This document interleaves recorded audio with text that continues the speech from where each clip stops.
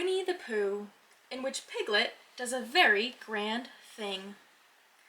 Halfway between Pooh's house and Piglet's house was a thoughtful spot where they met sometimes when they had decided to go and see each other, and as it was warm and out of the wind, they would sit down there for a little and wonder what they would do now that they had seen each other.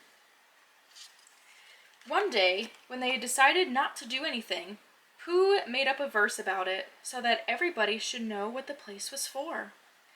This warm and sunny spot belongs to Pooh, and here he wonders what he's going to do. Oh, bother, I forgot. It's Piglet's too. Now one autumn morning, when the wind had blown all the leaves off the trees in the night and was trying to blow the branches off, Pooh and Piglet were sitting in the thoughtful spot and wondering. "What I think," said Pooh, "is I think we'll go to Pooh Corner and see Eeyore, because perhaps his house has been blown down, and perhaps he'd like us to build it again." "What I think," said Piglet, "is I think we'll go and see Christopher Robin, only he won't be there, so we can't." "Let's go and see everybody," said Pooh, "because when you've been walking in the wind for miles, and you suddenly go into somebody's house, and he says, 'Hello, Pooh, you're just in time for a little smackerel of something,' and you are, then it's what I call a friendly day." Piglet thought they ought to have a reason for going to see everybody, like looking for small or organizing an expedition, if Pooh could think of something. Pooh could. "We'll go because it's Thursday, and we'll go to wish everybody a very happy Thursday. Come on, Piglet." They got up, and when Piglet had sat down again, because he didn't know the wind was so strong, and had been helped up by Pooh, they started off. They went to Pooh's house first, and luckily Pooh was at home just as they got there, so he asked them in, and they had some, and then they went on to Kanga's house, holding on to each other and shouting, "Isn't it?" and "What?" and "I can't hear." By the time they got to Kanga's house, they were so buffeted that they just stayed to lunch. Just at first, it seemed rather cold outside afterwards, so they pushed on to Rabbit's as quickly as they could. "We've come to wish you a very happy Thursday," said Pooh, when he had gone in and out once or twice just to make sure that he could get out again. "Why, what's going to happen on Thursday?" asked Rabbit. And when Pooh had explained, and Rabbit, whose life was made up of important things, said, "Oh, I thought you'd really come about something," they sat down for a little, and by, Pooh and Piglet went on again. The wind was behind them now, so they didn't have to shout. "Rabbit's clever," said Pooh thoughtfully. "Yes," said Piglet, "Rabbit's clever, and he has a brain." "Yes," said Piglet, "Rabbit has a brain." There was a long silence. "I suppose," said Pooh, "that's why he never understands anything." Christopher Robin was at home by this time, because it was the afternoon, and he was so glad to see them that they stayed there until very nearly tea time, and then they had a very nearly tea, which is one you forget about afterwards, and hurried on to Pooh Corner, so as to see Eeyore before it was too late to have a proper tea with Owl. "Hello, Eeyore," they called out cheerfully. "Ah," said Eeyore, "lost your way?" "We just came to see you," said Piglet, "and to see how your house was. Look, Pooh, it's still standing." "I know," said Eeyore. "Very odd.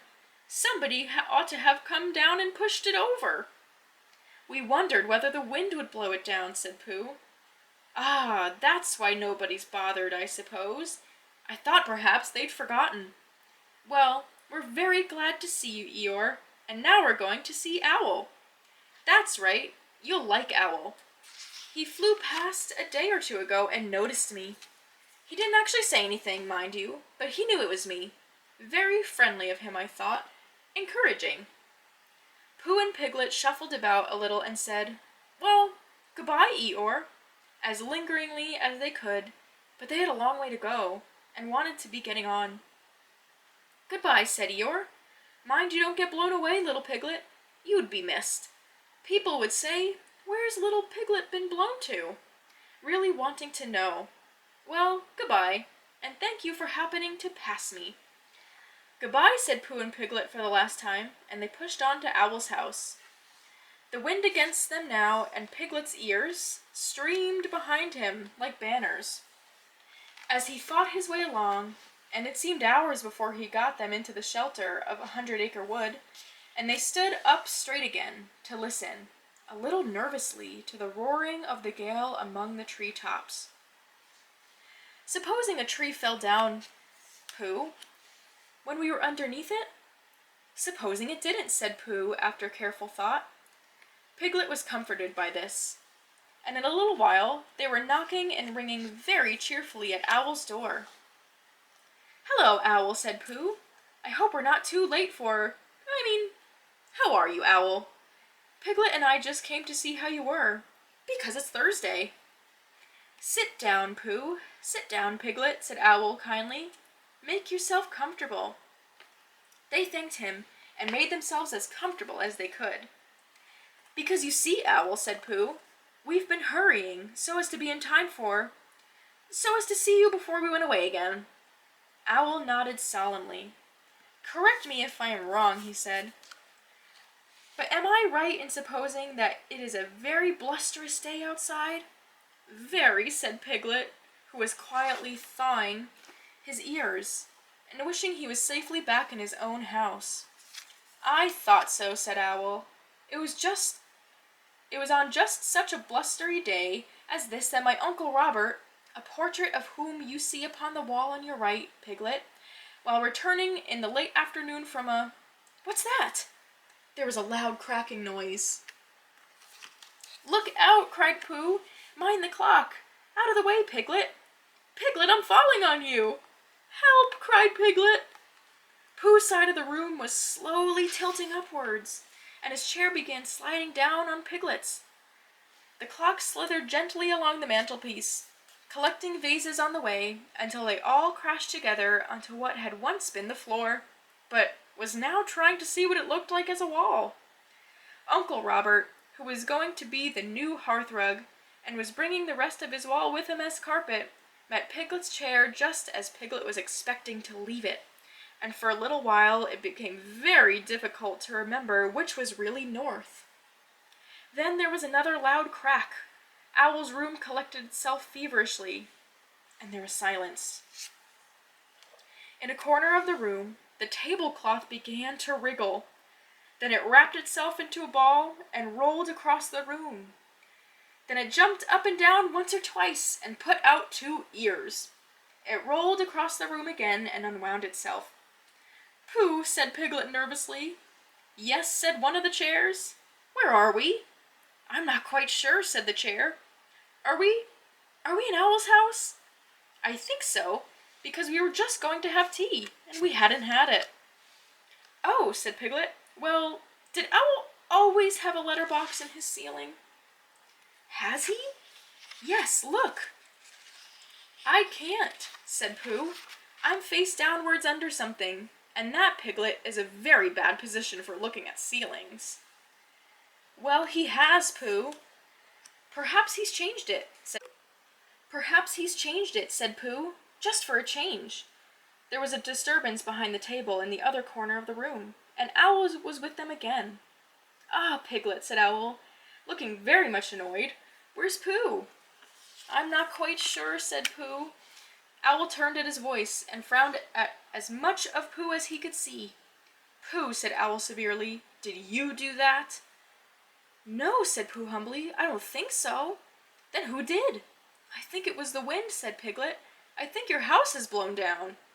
"Oh, is that it? I thought it was Pooh." "No," said Pooh. "If it was the wind," said Owl, considering the matter, "then it wasn't Pooh's fault. No blame can be attached to him." With these kind words he flew up to look at his new ceiling. "Piglet," called Pooh in a loud whisper. Piglet leant down to him. "Yes, Pooh?" "What did he say was attached to me?" "He said he didn't blame you." "Oh, I thought he meant— Oh, I see." "Owl," said Piglet, Come down and help Pooh." Owl, who was admiring his letterbox, flew down again. Together they pushed and pulled at the armchair, and in a little while Pooh came out from underneath and was able to look round him again. "Well," said Owl, "this is a nice state of things." "What are we going to do, Pooh? Can you think of anything?" asked Piglet. "Well, I had just thought of something," said Pooh. "It was just a little thing I thought of," and he began to sing. "I lay on my chest, and I thought it best to pretend I was having an evening rest. I lay on my tum, and I tried to hum, but nothing particular seemed to come. My face was flat on the floor, and that is all very well for an acrobat, but it doesn't seem fair to a friendly bear to stiffen him out with a basket chair. And a sort of squoze with grows and grows is not too nice for his poor old nose, and a sort of squutch is much too much for his neck and his mouth and his ears and such." "That was all," said Pooh. Owl coughed in an admiring sort of way, and said that if Pooh was sure that was all, they could now give their minds to the problem of escape. "Because," said Owl, "we can't go out by what used to be the front door. Something's fallen on it." "But how else can you get out?" said Piglet anxiously. "That is the problem, Piglet, to which I am asking Pooh to give his mind." Pooh sat on the floor, which had once been a wall, and gazed up at the ceiling, which had once been another wall, with a front door in it which had once been a front door, and tried to give his mind to it. "Could you fly up to the letter box with Piglet on your back?" he asked. "No," said Piglet quickly, "he couldn't." Owl explained about the necessary dorsal muscles. He had explained this to Pooh and Christopher Robin once before, and had been waiting ever since for a chance to do it again, because it is a thing which you can easily explain twice before anybody knows what you're talking about. "Because, you see, Owl, if we could get Piglet into the letter box, he might squeeze through the place where the letters come out, and climb down the tree and run for help." Piglet said hurriedly that he had been getting bigger lately, and couldn't possibly, much as he would like to, and Owl said that he had his letter box made bigger lately in case he got big letters, so perhaps Piglet might, and Piglet said, "But you said the necessary you-know-whats wouldn't." And Owl said, "No, they won't, so it's not good thinking about it." And Piglet said, "Then we'd better think of something else," and began to at once.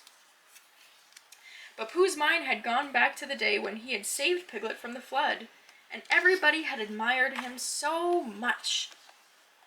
And as that didn't often happen, he thought he would like it to happen again. And suddenly, just as it had come before, an idea came to him. "Owl," said Pooh, "I've thought of something." "Astute and helpful bear," said Owl. Pooh looked proud at being called a stout and helpful bear. "You tied a piece of string to Piglet, and you flew up to the letter box with the other end in your beak, and you pushed it through the wire and brought it down to the floor. And you and Pooh pulled hard at this end, and Piglet went slowly at the other end, and there you were." "And there is Piglet," said Owl, "if the string doesn't break." "Supposing it does?" asked Piglet, wanting to know. "Then we try another piece of string." This was not very comforting to Piglet, because however many pieces of string they tried pulling up with, it would always be the same him coming down. But still, it did seem the only thing to do. So with one last look back in his mind at all the happy hours he had spent in the forest, not being pulled up to the ceiling by a piece of string, Piglet nodded bravely at Pooh, and said it was a very clever plan. "It won't break," whispered Pooh comfortingly, "because you're a small animal, and I'll stand underneath, and if you save us all, it will be a very grand thing to talk about afterwards, and perhaps I'll make up a song, and people will say it was so grand what Piglet did that a respectful Pooh song was made about it." Piglet felt much better after this, and when everything was ready, and he found himself slowly going up to the ceiling, he was so proud that he would have called out, "Look at me!" if he hadn't been afraid that Pooh and Owl would let go of their end and the string would look at him. "Up we go," said Pooh cheerfully.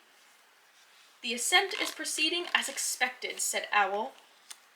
Soon it was over. Piglet opened the letterbox and climbed in.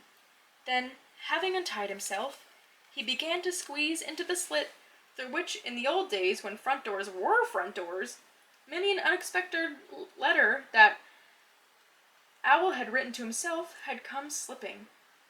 He squeezed and he squoze, and then with one last squooze he was out. Happy and excited, he turned round to squeak a last message to his prisoners. "It's all right," he called through the letterbox. "Your tree is blown right over, Owl, and there's a branch across the door. But Christopher Robin and I can move it. And we'll bring a rope for Pooh, and I'll go and tell him now. And I can climb down quite easily. I mean, it's dangerous, but I can do it all right.